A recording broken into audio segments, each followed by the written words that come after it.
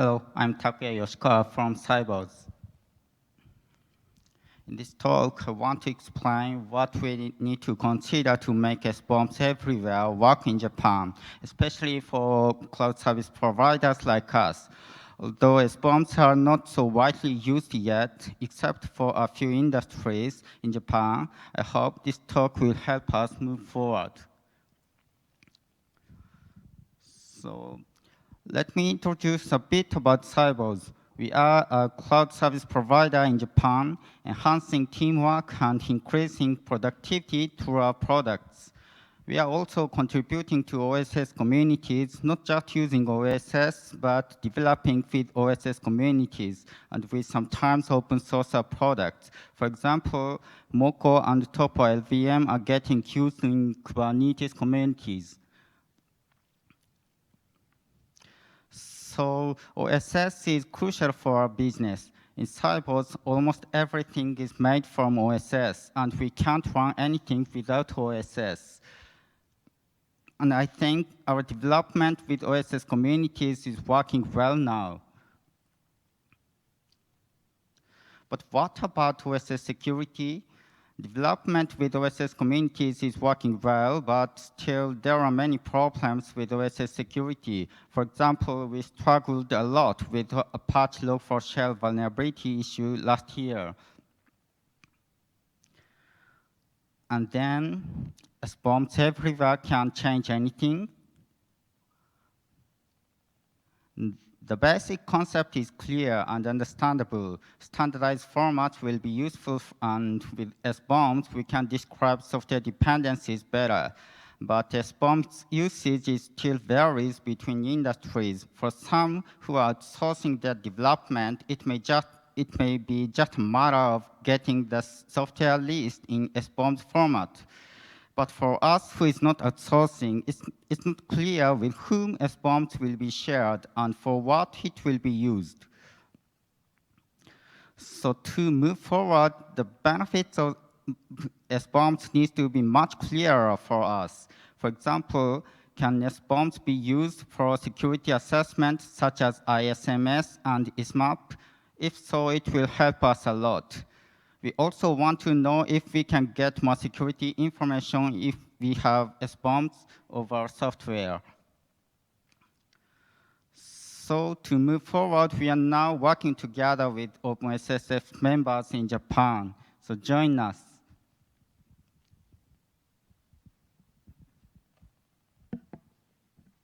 Thank you. Yeah, no, I know we said compress the amount of time together, but if you don't mind, maybe I could ask a few questions. Because SBOMs, of course, stand for Software Bill of Materials, right?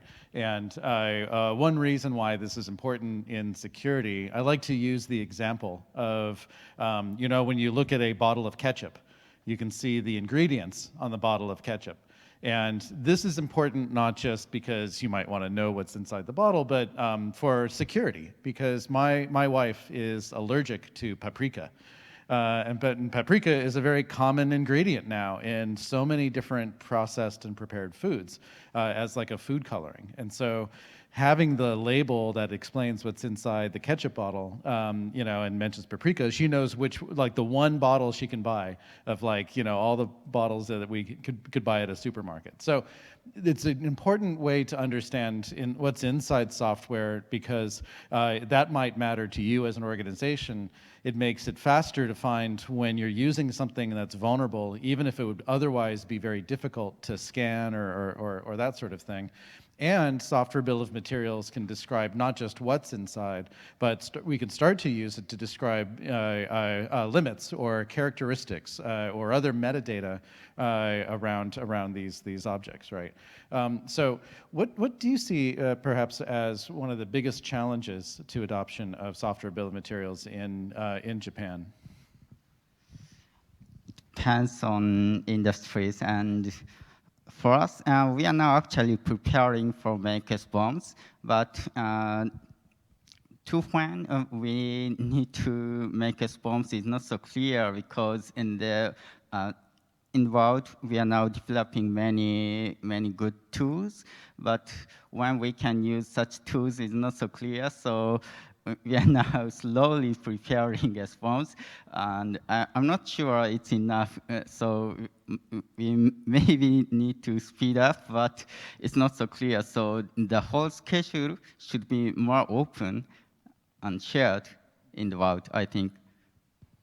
Now, the OpenSSF has been funding work in the software bill of materials area. We've been spending some money to improve libraries written in Python to support the SPDX standard. Now, there's two major standards in SBOMs, SPDX and CycloneDX, and they have some big differences, and we're working to try to get them to play nicely with each other, but we've been investing to try to help get SBOM generation tools built into other software development tools by funding these libraries. And I think that's one way that we get more SBOMs everywhere is by making it the default in developer tools.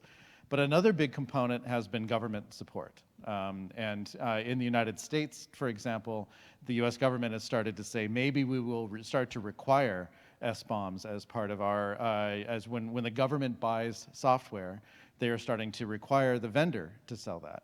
They are also looking at certain industries like healthcare, like when you get a healthcare device, you know, requiring SBOMs to be a part of that. I know the Japanese government is very interested in this as well. Have you followed at all what the Japanese government is doing in terms of SBOM? Okay. Okay. There was a very thoughtful and very comprehensive strategy put together by METI, M-E-T-I, that I would encourage you all to go look at. We put up some video from a software security summit from Japan from back in July. With a presentation from, and I'm blanking on his name, but a representative from METI presenting on their strategy. So it's very thoughtful, and my hope is that it could lead to Japanese industry adopting as well. Finally, I'll ask, do you think there's any industries in Japan that might prioritize SBOM, especially perhaps automotive or one of the others? I don't know well about other industries, but I'm mainly interested in my industry, cloud service providers. And for us, it's not so clear what METI is forcing us to do. And so in my talk, I said that if they forces us to use SBOMs for ISMS or ISMAP, such kind of security assessment programs, then our goal is much more clearer, I think. So, but that kind of plan needs to be open and shared. Yeah.